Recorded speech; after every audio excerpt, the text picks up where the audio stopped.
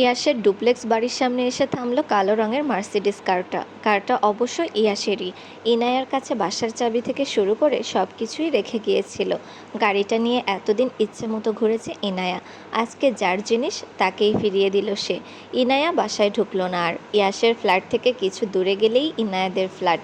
ইয়াসের ফ্ল্যাটের ছাদ থেকে স্পষ্ট দেখা যায় ওর রুমের বেলকনি। তাই আর গাড়ি নিল না ইনায়া, হেঁটেই চলে গেল নিজের ফ্ল্যাটে। ইয়াস নামতেই ওর বাসা থেকে বেরিয়ে এলেন মধ্যবয়স্ক এক ভদ্রলোক। উনি শুরু থেকে আছেন এখানে। ইয়াসের অনেকটা সময় কাটে ওনার সাথেই।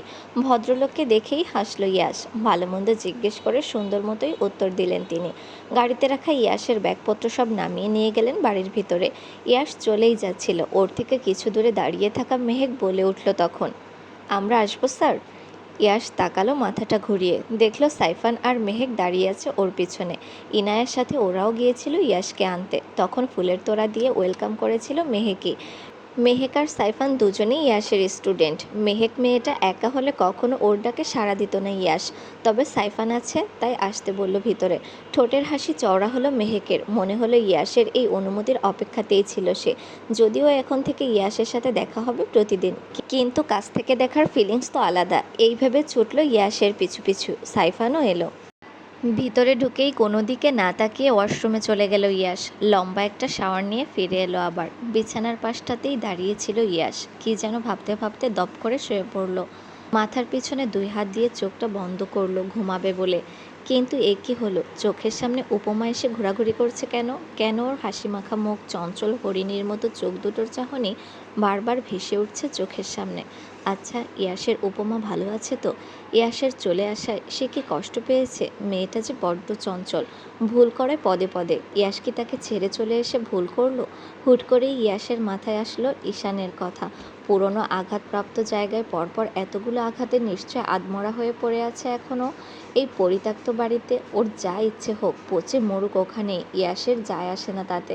কিন্তু কোনোভাবে সুস্থ হয়ে যদি আবারও উপমার দিকে হাত বাড়ায়, কথাটা ভাবনায় আসতেই কপালে ভাঁজ পড়ল ইয়াসের। উঠে বসে হাতে নিল ফোনটা। ভাবল কল দিবে উজ্জ্বলকে। পরক্ষণেই আবার কে যেন ভেবে হাসি ফুটল ঠোঁটের কোণে। বলল বিড়বিড় করে, ঈশান আমার উপমার দিকে হাত বাড়াবে কী করে? ওর হাত দুটো তো আমি যত্ন করে অকেজো করে দিয়েছি সারা জীবনের মতো। নিজের হাতে তুলে খাবার খেতে পারবে কিনা সন্দেহ। হাত বাড়ানো তো দূরের কথা। না, চিন্তার কারণ নেই, উপমা ভালোই থাকবে। ইয়াস রেখে দিল ফোনটা। বিছানায় শুয়ে চোখটা বন্ধ করবে তখনই কানে আসলো ফোনের রিংটোনের আওয়াজ। ইচ্ছা করেই রিসিভ করলো না কলটা। কে দিয়েছে সেটাও দেখল না। দিনের আলো কেটে গিয়ে অন্ধকার নেমেছে চারিপাশে। প্রকৃতির তাণ্ডব কমেছে। কমেছে মানুষের হাঁটা চলা। ঝড় বৃষ্টির দিনে কেই বা বের হয় বাড়ি থেকে? কিন্তু ইয়াসের উপমা যে বসে আছে এখনও পচে ইয়াসের আশায়। ইয়াস ওকে ছেড়ে চলে গেছে বিশ্বাসই হচ্ছে না কাশপিয়ার। বারবার মনে হচ্ছে ওর ভুলের শাস্তি দিতে মিছে মিছে হারিয়ে যাওয়ার অভিনয় করছে ইয়াস। খন্দকার মঞ্জিলে নিস্তব্ধতা বিরাজ করছে। সবাই বসে আছেন ড্রয়িং রুমে। সকলের মুখেই চিন্তার ছাপ। কেউ কেউ পাগলের মতো খুঁজে যাচ্ছেন কাশপিয়াকে। মেয়েটা কোথায় আর কার কাছে গেল মাথায় আসছে না কারোরই। ভিজে কাপড়ে একটা ছোট্ট চায়ের দোকানের সামনে পাতানো বেঞ্চে জড়সড় হয়ে বসে আছে কাশপিয়া। এই জায়গাটাতে কেন এলো সে নিজেও জানে না। ইয়াসের সাথে প্রথম দেখাটা তো কাশপিয়ার এখানেই হয়েছিল। তাই বুঝি এই জায়গাটা টেনে আনলো তাকে? আবারও যদি সেদিনের মতো দেখা পেত ইয়াসের, মন্দ হতো কি তবে? কাশপিয়ার যখনই বিপদে পড়ে তখনই আগমন ঘটে ইয়াসের। আজকে কাশপিয়ার খুব করে চাইছে ও বিপদে পড়ুক, ইয়াস এসে বাঁচিয়ে নিক ওকে। ভাবনায় ছেদ পড়ল কাশপিয়ার। চায়ের দোকানের ভদ্রলোক 1 কাপ গরম চা এনে ধরলেন ওর চোখের সামনে। বললেন আদুরে গলায়, খেয়ে নাও মা, তোমার চেহারা দেখে বোঝা যাচ্ছে তুমি ক্ষুধার্ত। কাশপিয়া তাকালো ওনার দিকে। ভদ্রলোকের কথার উত্তরে মুচকি হাসল কেবল। চায়ের কাপটা হাতে নিল সে। উনি দীর্ঘশ্বাস ছেড়ে বললেন আবারও, কেন এই গরিব চাচার দরজায় আসলে? এর থেকে ভালো কিছু খাওয়াবো তার সাধ্য যে নেই আমার। কাশপিয়া কৃতজ্ঞতার দৃষ্টিতে তাকালো ওনার দিকে। ভদ্রলোকের ব্যবহারেই বারবার মুগ্ধ হয় সে। মাঝে মধ্যেই কলেজ থেকে আসার সময় এখানে বসতো, গল্প করতো ওনার সাথে। সেদিনও তো ওনার আকুতি মিনতি দেখেই ইয়াস ছুটে এসেছিল ওকে বাঁচাতে। কাশপিয়া উঠে নিলেই বলে উঠলেন ভদ্রলোক, জামাই কোথায় মা? ঝড় তুফানের দিনে এভাবে একা একা হাঁটছো যে? ঝগড়া হয়েছে দুজনের? দীর্ঘশ্বাস ছাড়ল কাশপিয়া। বলল ওনাকে, উনি হারিয়ে গেছেন চাচা, আমার থেকে অনেক দূরে চলে গেছেন। ঝগড়া হবে কি করে? আমার যন্ত্রণায় অতিষ্ঠ হয়েই বোধহয় উনি পালালেন। দোকানে বসে থাকা ভদ্রলোক তাকালেন কাশপিয়ার দিকে। মেয়েটার চোখ বেয়ে পানি পড়ছে ক্রমাগত, মুখটা কেমন ফ্যাকাশে হয়ে গেছে। ওনার কষ্ট হলো কাশপিয়ার অবস্থা দেখে। এই ভরা সন্ধ্যাবেলা মেয়েটা যাবেই বা কোথায়? একবার ভাবলেন নিজের বাড়িতেই নিয়ে যাবেন ওকে, কিন্তু এ মেয়ে যে অমন ভাঙাচোরা বাড়িতে থেকে অভ্যস্ত নয় সেটা তো জানা ওনার, তাই বললেন না কিছু আগ বাড়িয়ে। অপেক্ষা করলেন কেউ খুঁজতে আসে কিনা কাশপিয়াকে। কত কিছু বলে ওকে বসিয়ে রাখলেন ওখানেই। কাশপিয়াকে খুঁজতে খুঁজতে অবশেষে পেল উজ্জ্বল। মনে হলো বুকের উপর থেকে পাথর নেমেছে ওর। কাছে এসে বলল গম্ভীর কণ্ঠে, এইসবের মানে কি কাশপিয়া? মাথা ঘুরিয়ে তাকালো কাশপিয়া, দেখল উজ্জ্বল আর সিমিকে। সিমি এসে বসেছে কাশপিয়ার কাছে। মুখটা কেমন বেজার করে রেখেছে মেয়েটা। বাড়ির এই পরিস্থিতিতে হয়তো দম বন্ধ লাগছে তার। কাশপিয়া বুঝল সবটাই। কষ্ট করে মুখে হাসি টেনে বলল সে, কিসের মানে জানতে চাইছেন আপনি ভাইয়া? এই ঝড় তুফানের মধ্যে কাউকে কিছু না বলে বেরিয়ে আসলে যে? বাড়ির সবাই চিন্তা করছেন তোমার জন্য। তাড়াতাড়ি এসো, আমাদের বাড়ি ফিরতে হবে। কাশপিয়া কিছুক্ষণ চুপ থেকে বলল উজ্জ্বলকে, যার হাত ধরে আপনাদের বাড়িতে গিয়েছিলাম সেই তো আমাকে একা রেখে চলে গেছে ভাইয়া। কার ভরসায় যাব আমি?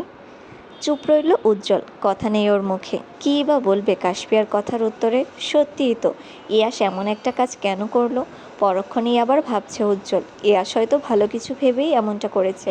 কিন্তু কাশপিয়া যে ঠিক কতটা ভালোবাসে ইয়াসকে বুঝতে বাকি নেই কারোরই। কেটে গেছে অনেকগুলো দিন, প্রায় 1 মাসের মতো। সামনেই কাশপিয়ার এইচএসসি এক্সাম। সেদিন বাড়িতেই গিয়েছিল সিমি আর উজ্জ্বলের জোড়াজড়িতে। 2-3 দিন না যেতেই কেমন লাগছিল কাশপিয়ার। দম বন্ধ হয়ে আসছিল ওই বাড়িতে থাকতে। ইয়াসের ফেলে যাওয়া সব জিনিসপত্র বারবার চোখে পড়ছিল ওর। চলে গিয়েও যেন পুরো রুম জুড়ে নিজের অস্তিত্ব রেখে গেছে ইয়াস। কাশপিয়া থাকবে কি করে ওই বাড়িতে? বারবার যে মনে পড়ছিল ইয়াসের কথা। কাছে যেতে ইচ্ছে করছিল ওর। উজ্জ্বল আর বাড়ির বাকিরা হয়তো বুঝলো কাশপিয়ার অবস্থা। এমনিতেও ইয়াস বলে গেছে ওকে হোস্টেলে রেখে আসতে। সেই দায়িত্বই পালন করলো উজ্জ্বল। কাশপিয়াকে ওর কলেজের পাশে থাকা হোস্টেলে রেখে এলো। তারপর থেকে আর খন্দকার মঞ্জিলে পা রাখেনি কাশপিয়া। মাঝে মধ্যেই সিমি আসে স্কুল থেকে যাওয়ার পথে। কখনো আবার সুফিয়া বেগমও আসেন। মা না থাকার অভাবটা এখন বুঝতে পারে না কাশপিয়া। সুফিয়া বেগম যথেষ্ট ভালোবাসেন ওকে। সবার এত যত্ন দেখেই মনে পড়ে কাশপিয়ার, এগুলো তো ইয়াসের জন্যই পেয়েছে সব। সব পেয়েও ইয়াস যে নেই ওর সাথে, ওই মানুষটার শূন্যতা কাটাবে কি করে? এত মানুষের ভালোবাসার ভিড়ে যে ও কেবল ইয়াসের ভালোবাসাটাই চায়। কোথায় গেলে দেখা পাবে ইয়াসের? কী করলে আবার ফিরে আসবে ইয়াস? মেঝেতে বসে হাঁটুর উপর মুখ গুজে কান্না করছে আর কথাগুলো ভাবছে কাশপিয়া। দরজায় ঠকঠক আওয়াজে ধ্যান ভাঙে ওর। উঠে গিয়ে দরজা খুলে দিল সে। পরিচিত মুখগুলো দেখে হাসি ফুটল ওর ঠোঁটের কোণে। দরজার সামনে দাঁড়িয়ে আছে উজ্জ্বল আর সিমি। কাশপিয়া ভেতরে আসতে বলল দুজনকে। সিমি ওর হাতে থাকা শপিং ব্যাগটা কাশপিয়ার দিকে বাড়িয়ে বলল, এই নাও নতুন মামি, আমার মামাই। পুরো কথাটা বলে শেষ করার আগে আচমকা সিমির গালে থাপ্পড় দিল উজ্জ্বল। সিমি হতভম্ব হয়ে মাথাটা ঘুরিয়ে তাকালো ওর বাবার দিকে। দেখলো উজ্জ্বল চোখ রাঙিয়ে তাকিয়ে আছে ওর দিকে। এদিকে এই দুই বাবা মেয়ের দিকে ভ্রু কুঁচকে তাকিয়ে আছে কাশপিয়া। উজ্জ্বল লক্ষ্য করলো সেটা। এক গাল হেসে বলল কাশপিয়াকে, সিমির গালে মশা বসেছিল বুঝলে, আমি মশাটাকে তাড়িয়ে দিতেই থাপ্পড় দেওয়ার ভান করলাম। উজ্জ্বলের কথায় হেসে ফেলল কাশপিয়া। সিমির হাত থেকে ব্যাগটা নিয়ে বলল, এগুলো আমার? সিমি চুপ রইল। উত্তর দিল উজ্জ্বল, হ্যাঁ, এগুলো আম্মু পাঠিয়েছে তোমার জন্য। সিমি ফ্যালফ্যাল করে তাকিয়ে রইল ওর বাবার দিকে। মনে মনে বলল, মিনিটে মিনিটে 10-12টা মিথ্যা কথা বলা ওর বাবাকেই মানায়। বেশ কিছুক্ষণ গল্পগুজব করে চলে গেল সিমি আর উজ্জ্বল। কাশপিয়া খুলে দেখলো ব্যাগটা। একটা সুন্দর চকচকে নীল রঙের শাড়ি রাখা ব্যাগে, তার সাথে আবার সোনার জুয়েলারি সেট। এগুলো ওর শাশুড়ি পাঠিয়েছেন। ভাবতেও অবাক লাগছে যেন। কাশপিয়ার জন্য কিছু কিনলে উনি নিয়ে আসেন নিজেই, তাও আবার কালো বা খয়েরি রঙের। নীল তো ইয়াসের পছন্দের রং, তবে কি শাড়িটা ইয়াসই পাঠালো? কথাটা ভাবতে আসতেই মন খারাপগুলো কোথায় যেন উড়ে গেল কাশপিয়ার। ভাবলো শাড়িটা পরে দেখবে এক্ষুনি। ইয়াস না পাঠালেও ইয়াসের পছন্দের রং যে এটা। দরজাটা বন্ধই ছিল। কষ্ট করে আর ওয়াশরুমে গেল না কাশপিয়া। পরনে থাকা 3 পিসটা খুলে সুন্দর মতো পরে নিল শাড়িটা। ল্যাপটপ হাতে নিয়ে কাউচের উপর বসে আছে ইয়াস। মনোযোগ দিয়ে কী দেখছে আর ঠোঁট কামড়ে হাসছে সে। ইনায়া আর কৌশিক দুজনেই বসে আছে ওর সামনে। মুখ চাওয়াচাই করছে দুজনের। ইয়াসের ঠোঁটের কোণে ঝুলে থাকা এই হাসির কারণ অজানা দুজনের কাছেই। কৌশিকের মনে কৌতূহল জাগলো, ইয়াস কী বা কাকে দেখে এভাবে মুচকি হাসছে জানবে সে। নিজের মনের কৌতূহল দমাতে না পেরে প্রশ্ন করলো ইয়াসকে, কাকে দেখে হাসছিস ব্রো? নির্ঘাত প্রেমে পড়েছিস? ল্যাপটপের দিকে চোখ রেখেই কৌশিকের কথায় উত্তর দিল ইয়াস, তা তো পড়েছি। ইয়াসের বলতে দেরি, ইনায়া আর কৌশিকের পাল্টা প্রশ্ন করতে দেরি হয়নি। দুজনেই বলে উঠেছে একসাথে, কে সেই ভাগ্যবতী? ভাবলেশহীনভাবেই বসে রইল ইয়াস। মুচকি হেসে বিড়বিড় করে বলল কৌশিকের দিকে তাকিয়ে, তোর সুন্দরী বোন ছাড়া কে হবে গর্ধব? ইয়াসের বলা কথা কানে আসলো না কৌশিকের। আবারও কিছু বলতে যাবে, তখনই ইনায়া বাধা দিল ওকে। বলল ঔষধ খাওয়ার সময় হয়ে গেছে। কৌশিক চুপ করে গেল। ইনায়া ওকে রুমে রেখে আবারও আসলো ইয়াসের কাছে। জিজ্ঞেস করলো ওকে, মেয়েটা কে প্রফেসর সাহেব? মুচকি হেসে সোজাসাপটা উত্তর দিল ইয়াস, আমার উপমা। গত হয়েছে আরও 3টে দিন। সময়টা এখন বিকেল 4টা। নির্জন নিস্তব্ধ রাস্তাটা দিয়ে একা একা হেঁটে যাচ্ছে কাশপিয়া। এখন বর্ষাকাল চলছে, আকাশে মেঘ ডাকছে, হয়তো বৃষ্টি আসবে। হাঁটতে হাঁটতে রাস্তার ওপর প্রান্তে চোখ পড়ল কাশপিয়ার। প্রাপ্তবয়স্ক 2 ছেলে মেয়ে দাঁড়িয়ে আছে ওখানে। মেয়েটার লম্বা কালো চুলে বেলি ফুলের গাজরা পরিয়ে দিচ্ছে ছেলেটা। রাস্তার পাশের ছোট্ট দোকানটা থেকে চুড়ি কিনে মেয়েটার হাতে যত্ন করে পরিয়ে দিচ্ছে ছেলেটা। মেয়েটা মুচকি হাসলে ওকে ধরে চুমু দিল পরপর কয়েকটা। কাশপিয়া দাঁড়িয়ে রইল ওখানেই, দেখলো ছেলে মেয়ের দুটোকে। মনে পড়ল সেদিনের কথা। ইয়াস কত যত্ন করে মাথায় ফুল গেঁথে দিয়েছিল ওর, রাগ ভাঙাতে কিনে দিয়েছিল ওর পছন্দের চুড়িগুলো। ইয়াসের সাথে কাটানো মধুময় স্মৃতিগুলো চোখের সামনে ভাসছে কাশপিয়ার। চোখ বেয়ে 2 ফোঁটা পানি গড়িয়ে পড়তেই অন্য হাতের তালু দিয়ে মুছে নিল তা। মনে মনে ঠিক করলো ইয়াস নামক পাষাণ মানুষটাকে নিয়ে আর ভাববে না সে। কিভাবে পারলো মানুষটা কাশপিয়াকে একা রেখে চলে যেতে? একটা দিন খোঁজ নেওয়া যায় না ওর? কখনোই তো ফোন দিয়ে জিজ্ঞেস করলো না ও কেমন আছে। এই রাগে তো কল দেয়নি কাশপিয়া নিজেও। কতবার ইয়াসের নাম্বারটা বের করে কল দিবে বলে জেদ করে আর দেওয়া হয় না। ইয়াসের প্রতি এক আকাশ পরিমাণ অভিমান জমেছে কাশপিয়ার মনে। হোস্টেলের উদ্দেশ্যে যাচ্ছিল কাশপিয়া। মাঝপথেই শুরু হয়েছে বৃষ্টি। এখান থেকে দ্রুত হেঁটে গেলে হোস্টেলে পৌঁছে যাবে কয়েক মিনিটে। কিন্তু ওর যে পা চলছে না, মাথাটা ভারী লাগছে, শরীরটাও কেমন করছে। বৃষ্টি শুরু হলো আচমকাই। কাশপিয়া কে যেন ভেবে দপ করে বসে পড়ল মাঝ রাস্তায়। বৃষ্টির পানি আর ওর চোখের পানি এক হয়ে গেল ততক্ষণে। কেউ জানলো না মেয়েটার মনের খবর। ভাববে না বলেও কেন ওই মানুষটাকে নিয়ে প্রতিনিয়ত ভেবে চলেছে কাশপিয়া? ওর যে মাঝে মধ্যে রাগ হয় নিজের ওপরেই। চোখ বন্ধ করলো কাশপিয়া। কী যেন ভাবতে লাগলো সে। হঠাৎই মনে হলো কেউ মাথার উপর ছাতা ধরে রেখেছে ওর। ঠোঁটের কোণে হাসি ফুটে উঠল মুহূর্তেই। সে যা ভাবছে সেটাই কি তবে সত্যি? ইয়াস ফিরে এসেছে? কাশপিয়ার মাথার উপরে ছাতা ধরে রাখা মানুষটা কি তবে ইয়াস? এবার নিশ্চয় বৃষ্টিতে ভেজার জন্য ধমক দেবে ওকে। দেখ, কাশপিয়াও আচ্ছা করে বকে দেবে ইয়াসকে। শাস্তি দেবে তাকে ছেড়ে যাওয়ার অপরাধে। কাশপিয়া মুখ তুলে তাকালো, দেখলো পরিচিত মুখ। ঠোঁটের হাসি মিলিয়ে গেল ওর। আশাহত হলো আবারও। এই মানুষটার জন্যই তো অপেক্ষা করছিল সে। অবশেষে আসলো কৌশিক। এতদিন পরে ভাইয়াকে দেখে তো কাশপিয়ার আনন্দ হওয়ার কথা। আনন্দ হচ্ছে না কেন? কেন সব পেয়েও হারানোর হাহাকার ওর হৃদয় জুড়ে। কৌশিক টেনে তুলল বোনকে, বলল রাগান্বিত স্বরে, সমস্যা কি কাশপি? এই মাঝ রাস্তায় বসে আছিস যে? বৃষ্টিতে ভিজলে জ্বর হবে তো।